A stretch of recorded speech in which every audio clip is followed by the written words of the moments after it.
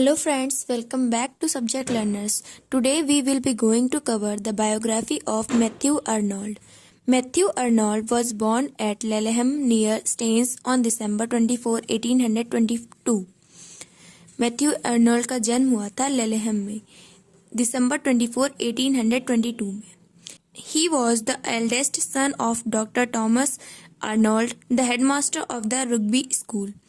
ये सबसे बड़े बेटे थे डॉक्टर टॉमस अर्नोल्ड के, जो कि रुग्बी स्कूल के हेडमास्टर थे. He showed deep interest in composing poems. इनका इंटरेस्ट बहुत ज़्यादा था कि पोएम्स कंपोज करने में.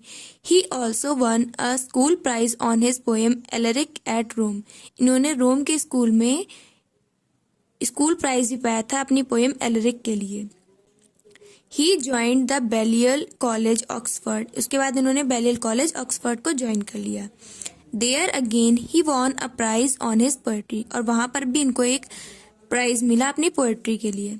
इन 1847 he became private secretary to the marquess of Lansdowne who was a Whig statesman. 1847 में ये प्राइवेट सेक्रेटरी बने लैंसडाउन के मार्क्वेस के. मार्क्वेस क्या होता है? A noble man ranking above a count और बिलो अ ड्यूक. ठीक है. Who was a Whig statesman, जो कि एक विग स्टेट्समैन थे. In 1851 he was appointed by the lord and inspector of elementary school. 1851 में इनको इंस्पेक्टर ऑफ एलिमेंट्री स्कूल बना दिया गया था लॉर्ड के द्वारा.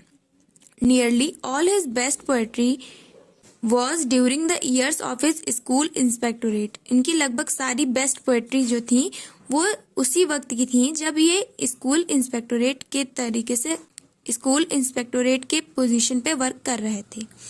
इन 1857 he was appointed professor of poetry at Oxford. 1857 में इनको प्रोफेसर बना दिया था पोएट्री का ऑक्सफर्ड में. Thereafter his life was devoted to English literature. इसके बाद इन्होंने अपनी लाइफ को इंग्लिश लिटरेचर पर ही डिवोट कर दिया. His earlier life was preoccupied with verse and his later life with prose.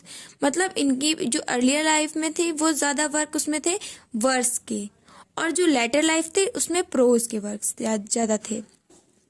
His poetical works are not very bulky.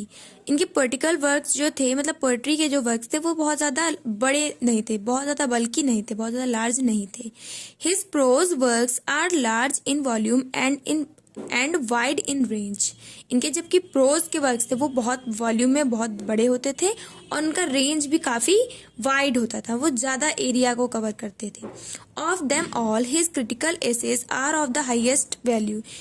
इन सब में से अगर देखा जाए तो इनके क्रिटिकल एसेज जो थे वो सबसे ज्यादा हाईएस्ट वैल्यू के थे.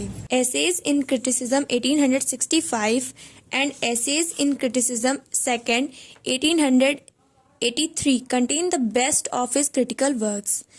ये जो एसेज इन फर्स्ट सीरीज के थे क्रिटिसिज्म के और सेकंड सीरीज के थे, इन सब में क्रिटिकल वर्क्स इनके सबसे ज्यादा बढ़िया, सबसे बेस्ट क्रिटिकल वर्क्स इनके थे. They are marked by wide reading and careful thoughts. इनको जाना जाता है इनके wide reading और careful thoughts की वजह से जाने जाते हैं. He ranks as one of the greatest English literary critic. उन्हें greatest English literary critics में से एक माना जाता है. For his poetry, Arnold is fond of choosing classical themes. उनकी poetry के लिए अर्नोल्ड जो है क्लासिकल थीम्स को चूज करना ज़्यादा प्रेफर करते थे. Melancholy and a rather pessimistic view of life are what distinguish Arnold from the rest of Victorian poets.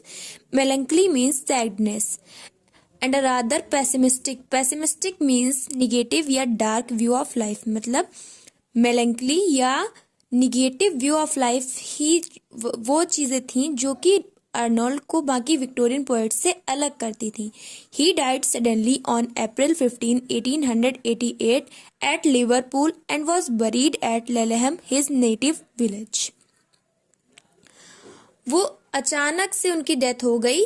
कब? अप्रैल 15, 1818 को लिवरपूल में, और इनको बरी किया गया लेलेहम, जो कि इनका नेटिव मतलब जहाँ पे ये रहते थे वो विलेज था. His famous works are the scholar gipsy, new poems, thesis, essay in criticism, second series, etc. And that's all for Matthew Arnold. Hope you have liked the video. Then like, share and subscribe to Subject Learners.